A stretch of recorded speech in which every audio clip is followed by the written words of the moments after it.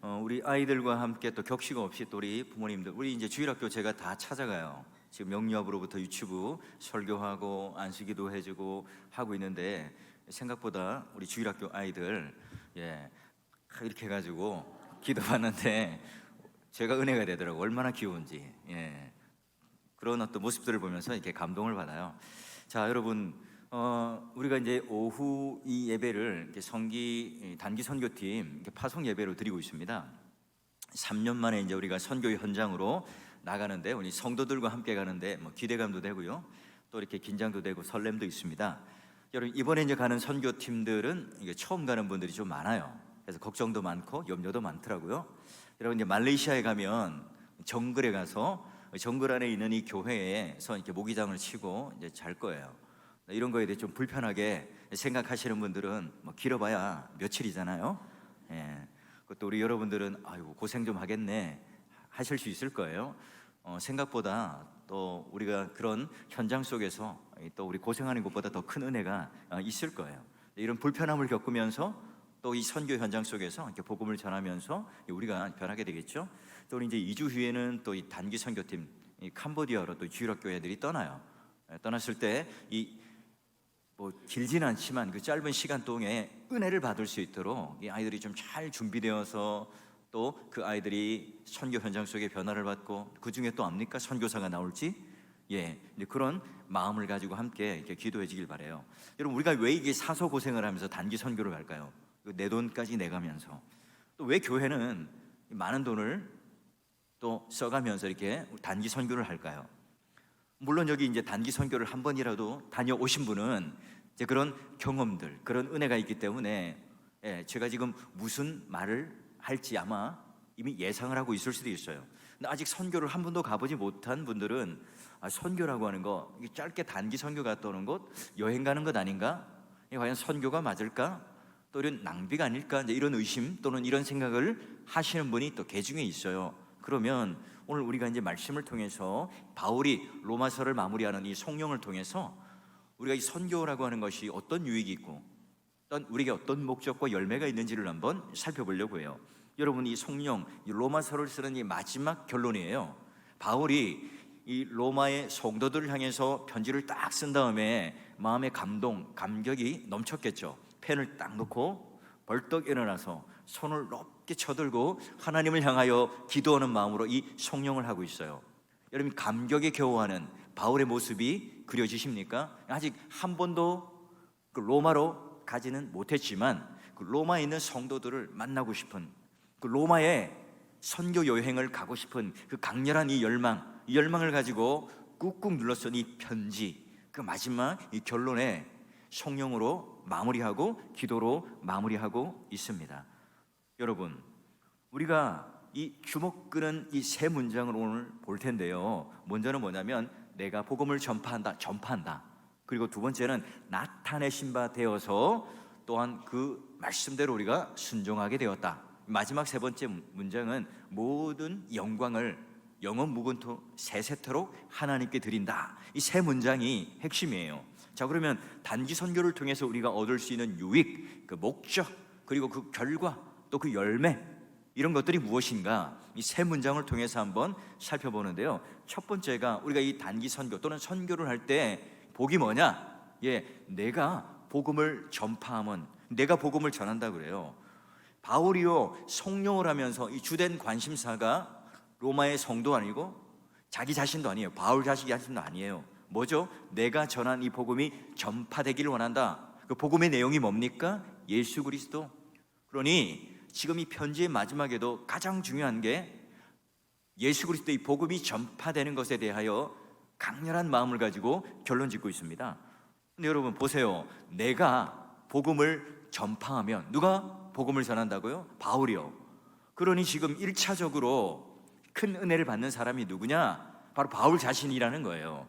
말하자면 제가요, 설교 준비를 하기 위해서 본문을 보겠죠. 여러분보다는 훨씬 많이 보겠죠. 한 주간 동안 설교 준비를 하면서 내가 먼저 1차적인 청중이 돼요. 하나님께서 지금 나에게 무슨 말씀을 하는가? 그래서 그 말씀을 듣고 은혜 받고, 또한 그것에 대해서 하나님께 주신 뜻을 붙잡고 말씀을 준비하고 복음을 전하고 설교를 하겠죠.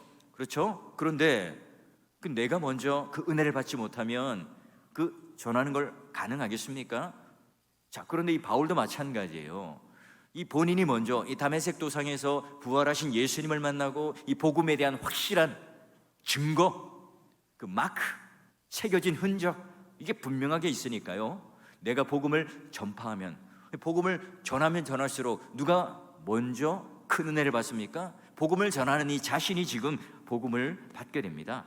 말로 다 할 수 없는, 그가 전도하고 선교하면서 동족인 유대인들로부터 이방인들로부터 거기는 그런 정치 세력들로부터 얼마나 여러분 많은 어려움과 고통을 당합니까? 그럼에도 불구하고 내가 이 복음을 전할 때 이 땅을 밟고 두 발을 딛고 복음을 전하는 그 가운데 내가 먼저 하나님을 만나고 내가 먼저 그 복음에 대하여 아주 그 복음의 정수, 그 진액, 그 핵심, 이걸 내가 다시 또 내 마음속에 은혜를 누리고 또 그걸 가지고 복음을 전해요. 그러니까 이것에 내가 복음을 전파하는 1차 대상, 그 은혜 받는 사람이 바로 나라는 거예요.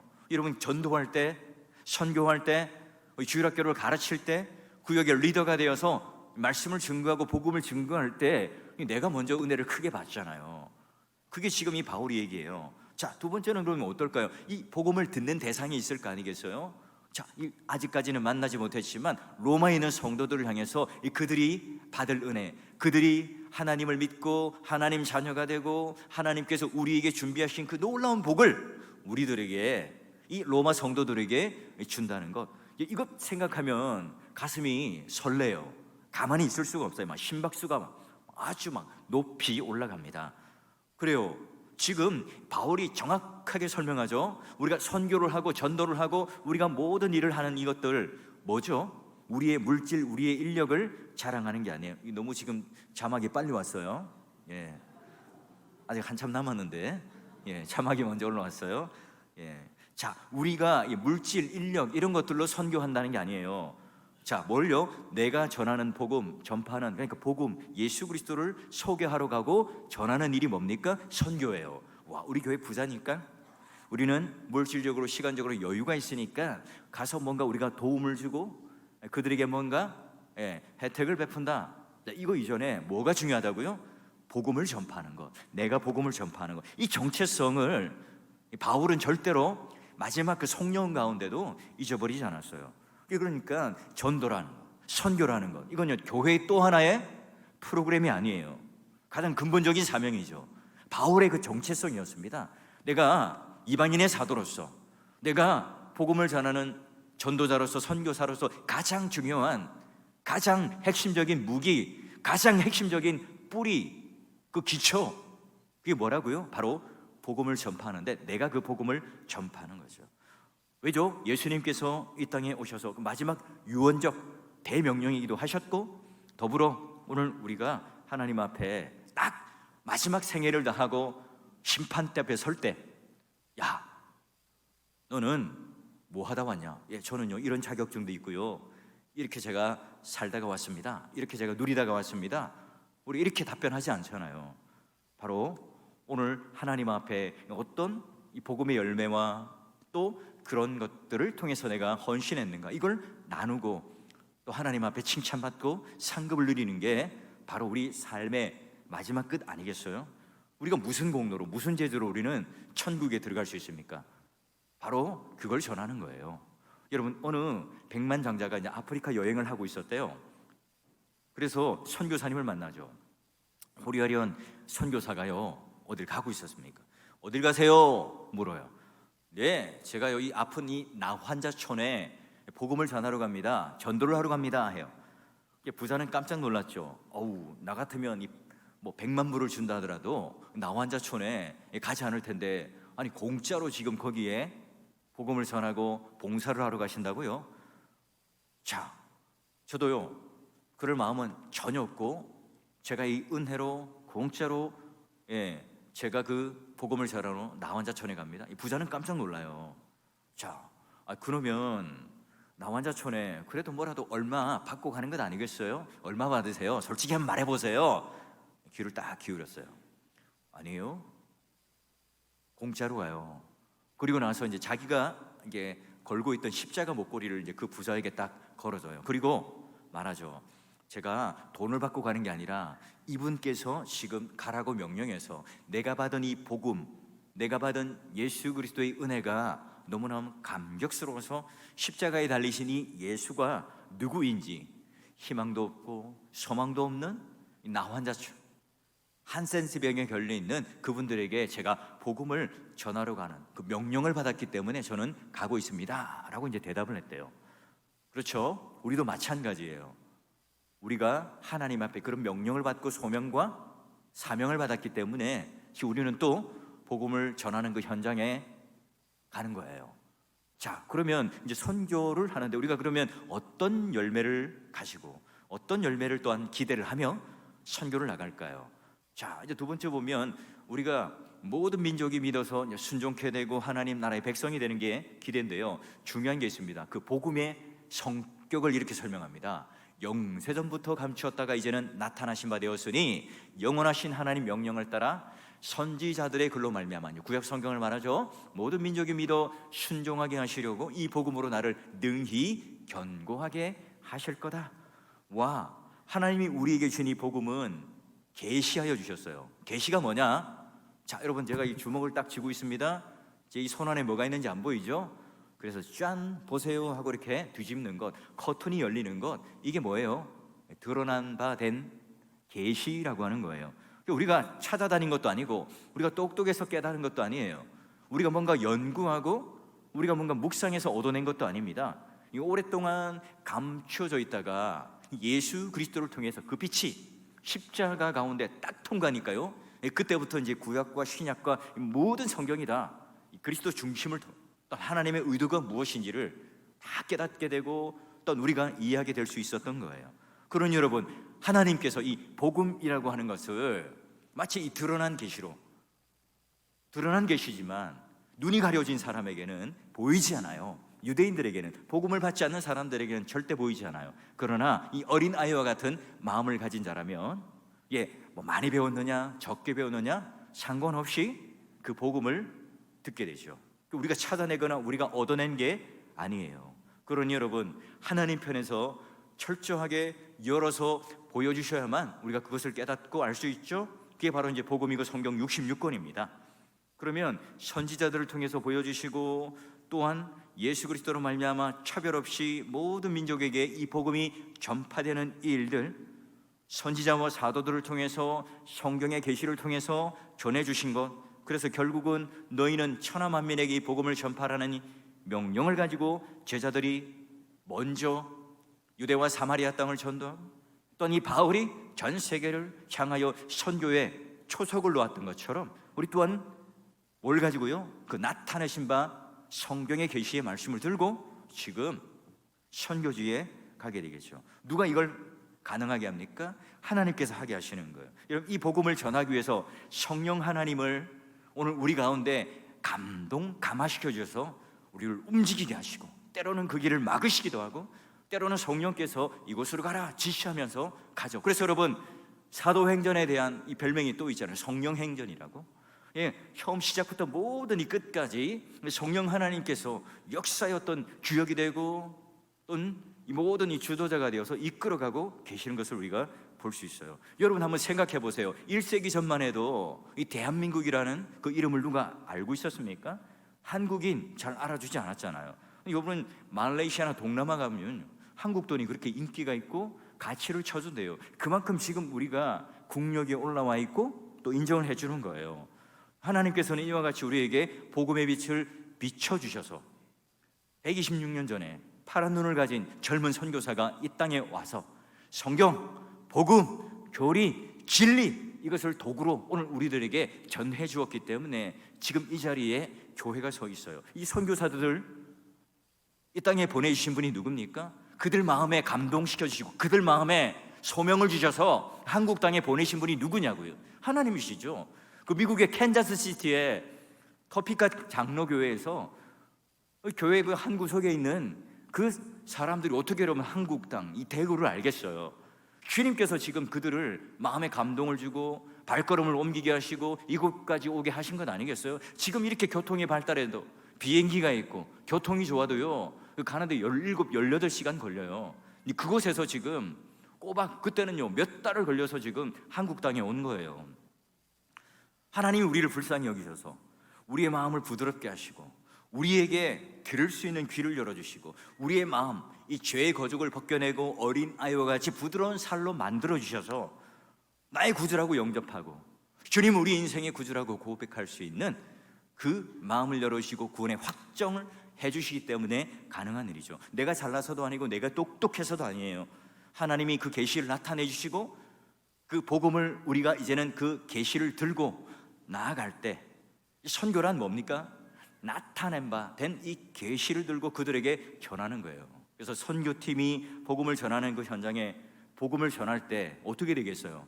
바로 나타내신 바 이 복음을 통하여 그 복음을 전하는 것을 통해서 나도 하나님 앞에 구원받고 은혜를 받는 것뿐만 아니라 이 선교지가 뭐로 견고하게 섭니까? 복음으로 견고하게 서겠죠. 우리 말레이시아 선교팀, 그리고 캄보디아 선교팀, 또 우리 전도하는 그 현장에 있는 우리 모두를 통해서 이와 같이 하나님께서 이렇게 믿음으로 견고히 능히 세울 수 있는 놀라운 복이 우리 가운데 또 선교지 가운데 차고 넘치기를 주의 이름으로 축원합니다. 그리고 하나님께서 한 개인을 위하여 얼마나 땀을 흘리고 수고하시는가, 그걸 뭐라 그러죠? 구원의 서정이라고 하죠. 좀 더 우리 신학적인 표현 말고 우리 구원론적이고 좀 현실적인 표현으로는 황금사슬이라고 해요. 구원의 황금사슬. 이게 뭐냐? 로마서 8장 30절에 보면 또 미리 정하신 그들을 또한 부르시고 부르신 그들을 또한 의롭다 하시고 의롭다 하시는 그들을 또한 영화롭게 하셨다. 이 구원의 서정을 통해서 하나님께서 지금 우리를 얼마나 사랑하시고 그 땀방울을 뻘뻘 흘리면서 우리를 구원하시는가. 물론 하나님은 그런 인격, 인간의 모습을 가지고 있지는 않죠. 이제 신인 동역론적 표현을 통해서 그 하나님의 열심을 오늘 우리에게 보여주는 게 뭐예요? 이 구원의 서정인데 로마서 전체가 바로 그런 내용의 이야기예요. 하나님께서 뭘 하셨어요? 우리를 먼저 택하셨어요. 택정하셨어요. 그걸 가리켜 알뱅은 뭐라고 말하냐? 하나님의 그 선행적 은혜라고 이렇게 표현해요. 우리가 뭔가 잘나고 조건이 있어서가 아니라 하나님께서 보시고 우리를 향하여 선행적 은혜를 베푸셔서 우리를 쏙쏙 뽑아서 택하여 주신 거예요. 자, 그런데 택정하여 주신 것뿐만 아니라 어떻게 해요? 우리에게 소명을 주세요. 부르세요. 콕 집어넣고 찜만 해놓고 우리를 그 가운데 부르시지 않으면 구원의 시작이 일어나지 않죠. 자, 이제 불러주셨어요. 우리가 얼마든지 도망칠 수 있죠. 우리가 얼마든지 벗어날 수 있잖아요. 근데 우리가 도망가지 못하도록, 벗어나지 못하도록, 물리치지 못하도록 하나님께서 부르신 이 부르심을 깔뱅은 뭐라고 말하냐? 하나님의 그 불강력적 은혜라고 말해요. 그리고 이렇게 불러주신 다음에는 어때요? 우리가 하나님 앞에 당당하게 나갈 수 있도록, 비록 우리는 죄인이지만 의롭다고 칭해주는 그 칭의를 통해서 어떻게 가능하죠? 예수 그리스도의 보혈의 능력으로 말미암아 칭의를 얻죠. 칼뱅은 이걸 가리켜 뭐냐면 하나님의 그 필승적인 은혜라 이렇게 표현하기도 해요. 그리고 나서 우리는 칭의라는 옷을 입고 나면 그 신분에 걸맞게 뭘 해요? 성화의 삶을 살게 되죠. 우리를 구원해 주셨으니 내가 그 빚을 갚아야 되겠다, 그런 어떤 행위론적 갚음이 성화가 아닙니다. 우리가 당연히 이제 예수 그리스도로 말미암아 하나님 자녀가 되었으니까 그 신분적으로 내가 감사함으로 그런 실력이 되었으니 내가 이제 하나님 앞에 이제는 거지 옷과 신분을 벗어버리고 이제 왕자의 신분과 옷을 통해서 그 걸맞는 삶을 살아가게 되는 게 뭡니까? 성화죠. 그리고 이제 마지막에 우리의 그런 하나님을 향하여 무한히 영광 돌리는 영화의 삶을 살아가게 됩니다. 이게 지금 이 바울이 그려내고 있는 이 구원의 서정, 구원의 황금 사실이에요. 지금 이로 말미암아 내가 구원받았다는 사실, 우리는 그냥 너무 한국교회가 단순해요. 이신칭이 뭐 고백만 하면 구원받고 하나님 나라 가요 라고 하는 것으로 끝내버리니까 이 구원이라고 하는 이 단어 안에 그 심겨져 있는 그 무한, 심오한 그 하나님의 은혜, 이런 것들이 너무 이제 우리는 얕게 이해를 하잖아요. 바울이 지금 이 로마서를 통해서 간단하게 얘기했지만 그 안에 있는 아주 엄청난 그 하나님의 사랑, 긍휼, 열심, 이런 것들을 지금 우리들에게 애써서 설명하려고 하는, 애써서 우리에게 가르쳐 주려고 하는, 그걸 가지고 지금 로마로 가서 지금 내가 깨닫고 알고 은혜 누리고 있는 걸 내가 다 쏟아붓고 다 주겠다. 그게 지금 이 바울의 심장이고 바울의 마음인 거예요. 바울은 지금 이 복음의 황금사슬을, 구원의 황금사슬을 너무나 잘 알고 있죠. 그러니 여러분, 그 심장이 막 뛰고 두근거리는 이 마음 때문에 바로 로마로 달려가고 싶은 이 마음을 곳곳에 지금 쓰고 있어요. 내가 주님을 견고하게 붙드는 게 아니라 주님께서 우리를 견고하게 붙드심이 뭡니까? 복음이고 구원이고 은혜입니다. 그래서 복음의 능력은 대단해요. 그래서 오늘 복음이라고 하는 것은 내가 먼저 하나님 앞에 확실한 구원에 대한 은혜를 누리게 할 뿐만 아니라 복음은 우리 영혼을 든든하게 자라가게 하고, 복음은 우리의 믿음을 견고하게 만들고, 복음은 우리가 이 세상에 흔들리지 않고, 복음은 우리에게 그 하나님의 사랑과 하나님의 열심이 무엇인지를 알게 하여서 우리의 가슴을 뜨겁게 만들어주죠. 하나님의 사랑이 한 영혼 한 영혼을 향하여 눈맞춤을 하고 구석구석에 있는 그 영혼들을 찾아가셔서 성령의 감동과 능력과 체험을 통해서 그 한 사람을 구원해내기까지 하나님께서 하시는 놀라운 능력, 아무리 이 세상이 힘들어도 쉬지 않고 하나님께서 하시는 그 놀라운 구원의 사역을 바라보면서 우리가 함께 찬양하고, 또한 믿지 않는 사람들을 향해서 그 놀라운 복음의 은혜를 불타올라 그 현장에 가는 것이 바로 선교예요. 목양을 하면서 제가 이렇게 설교를 하고 예배를 드리면서 기적 같은 사실을 많이 봐요. 한 번도 교회 나온 적도 없고 한 번도 복음이라는, 말씀이라는 걸 들어본 적도 없는데도 오늘 갑자기 그 가정에 감동을 주셔서 새 가족이 와요. 물어보죠. 말씀이 이해가 돼요? 깨달아져요? 예, 그렇다는 거예요. 그렇다는 거예요. 어떻게 가능해요? 여러분, 물음표를 던지실 거예요. 저도 모르겠어요. 누가 전도한 것도 아닌데, 누가 어떻게 한 것도 아닌데, 그 마음의 감동을 주셔가지고 교회 오게 하시고, 교회를 오는데 예배도 2번씩 드리게 하시고, 그 일을 어떻게 가능하냐 말이죠. 설명할 수가 없어요. 여러분, 아직도 우리 영혼이 힘을 잃고 있습니까? 복음을 먹어야 해요. 내가 먼저 복음을 먹어야 합니다. 아직도 우리 신앙생활에 기쁨이 없다면 그 기쁨을 누릴 수 있는 복음을 우리가 먼저 먹어야 돼요.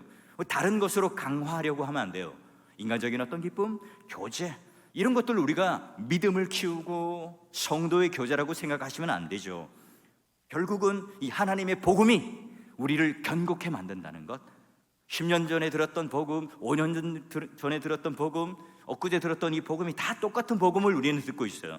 그 복음이 언제나 우리를 견고하게 하고 능력 있다는 사실을 알고 믿기 때문에 뭘 들고 갑니까?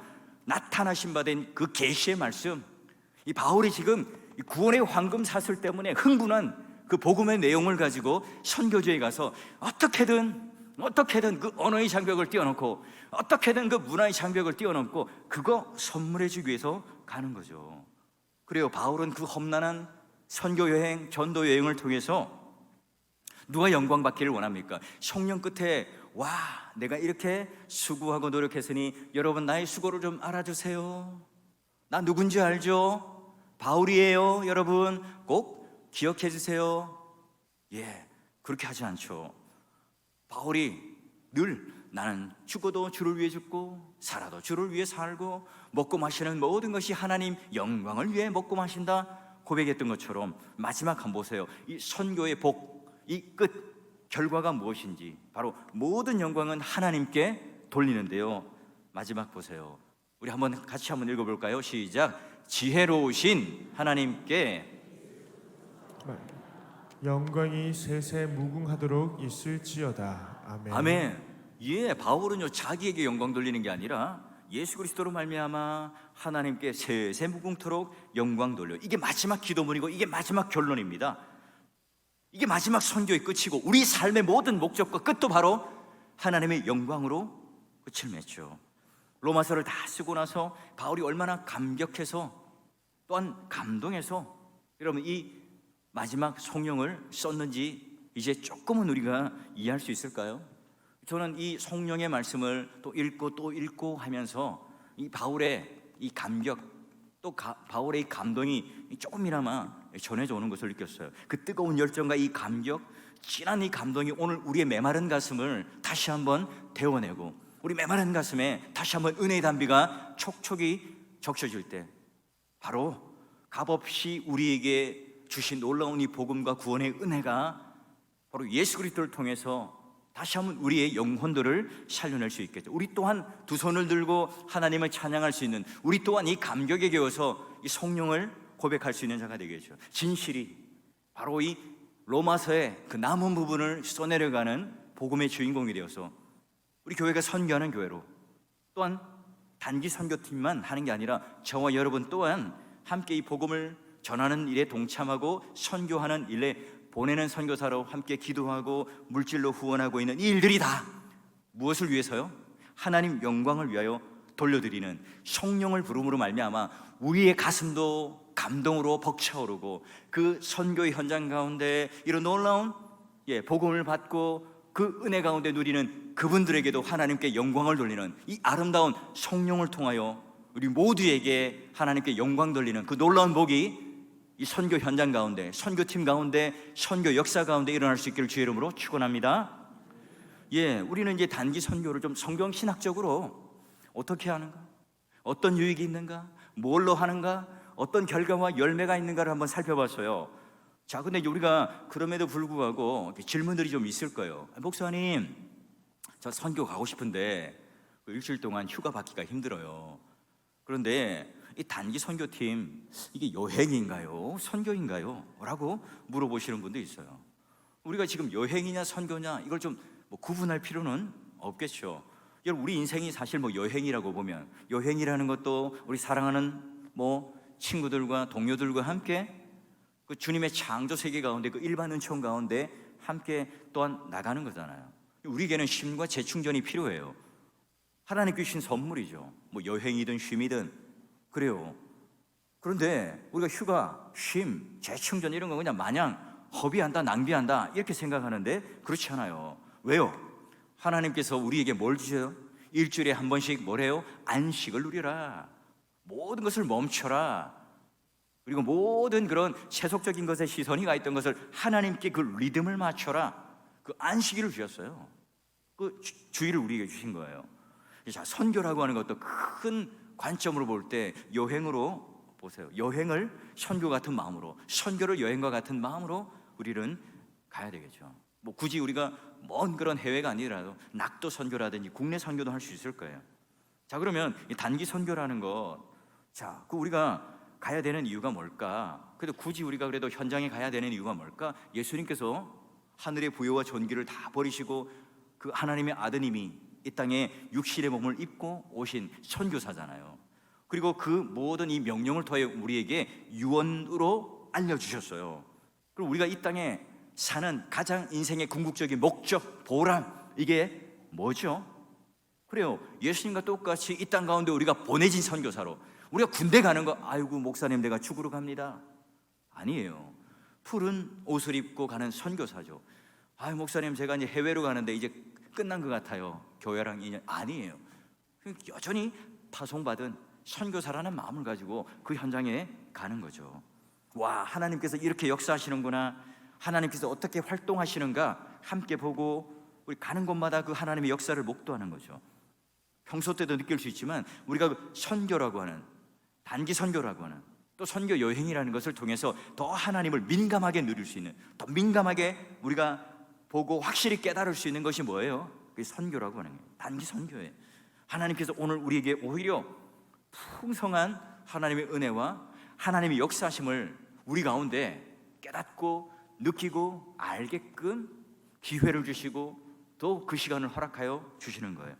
하나님께서 허락하신다면 우리가 이런 일들에 한번 참여해 보면 좋겠죠. 또 어떤 분들은 있을 거예요. 목사님 거기 가면요 마지막 날에 보면 문화 체험도 하고 있는 것 같은데요, 끝까지 우리가 열심히 그냥 사역만 하다 와야 되는 것 아닙니까? 물론 저 혼자 선교를 가거나 강의를 가거나 하면 쇼핑이나 문화 체험 이런 걸 전혀 하지 않아요. 저를 딱 봐서도 여러분 뭔가 이렇게 쇼핑하고 하는 거 좋아하지 않겠다고 보이잖아요. 저랑 아내랑 저를 제일 가기 싫은 곳이 쇼핑하러 가는 것, 그 다음에 이렇게 물건 사러 가는 것, 식료품 사러 가는 것, 이거 제일 싫어하는 제가 일이거든요. 그 선교지 가서 굳이 그렇게 할 이유가 없죠. 그래서 저는 한 30년 동안 선교지를 왔다 갔다 하면서 한 번도 기념품을 사거나 해본 적이 없어요. 그걸 지금 제가 잘했다고 그렇게 해야 된다고 말씀드리는 게 아닙니다. 예, 그래서 제가 이제 그런 것에 대하여 별로 좋아하지 않아요. 근데 여러분, 단기 선교팀은 좀 달라요. 단기 선교팀이 여름에 한 시즌에 4월 교회만 오는 게 아니에요. 여러 군데 교회가 오겠죠. 여러분, 선교사님이 현지에 그 협력 선교사님이 있는데, 아니면 파송 선교사님이 있어요. 너무 선교팀이 안 와요. 힘이 날까요, 안 날까요? 힘이 안 나요. 옆에 보면 선교사님은 막 북적북적 하고 막 사람이 막 오고 막 하는데, 이 선교사님은 그냥 손가락만 빨고 있으면 힘이 안 나요. 근데 또 이제 선교사님이 너무 많은 단기 선교팀이 와요. 사역도 너무 여러분 지치겠죠. 마찬가지예요. 우리가 한 주 동안 우리의 전체적인 사역의 일정들을 책임지시고 인솔하는 것 자체가 굉장한 스트레스, 굉장한 어떤 사역적인 그런 어떤 과부하가 걸려요. 그러니까 마지막 한 날 정도 우리가 모스크를 한다든지 여러 가지 어떤 문화 탐방을 통해서 우리가 그 선교사님도 한번 영적인 재충전과 쉼을 어떻게 하고, 우리도 또한 그 문화를 통해서 또 선교 어떤 전략들을 한번 고민해보는 시간들을 가질 수가 있는 거예요. 선교라고 하는 것, 그 나라의 문화를 이해하는 것에서부터 출발하는 거거든요. 우리가 무조건 이 사역에 대해요 급히 뛰어드는 것, 이것도 여러분 조급함이 아니라 그런 전체적인 그런 조망을 할 수 있어야 됩니다. 자, 그러면 단기 선교 같은 경우는 많은 돈을 여러분 들여서 가는데, 거기 되면 너무나 낭비 아닙니까? 가성비가 너무 떨어지는 것 아닙니까? 얘기할 수 있어요. 여러분, 우리가 많은 돈을 들여서 그 현장 간다는 것 쉽지 않은 일이고요, 많은 돈이 튀어됩니다.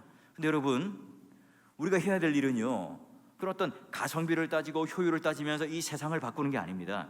하나님께서 한 시대에 그 자리에 필요한 한 사람 한 사람을 주님께로 인도하는 게 하나님의 뜻 아니겠어요?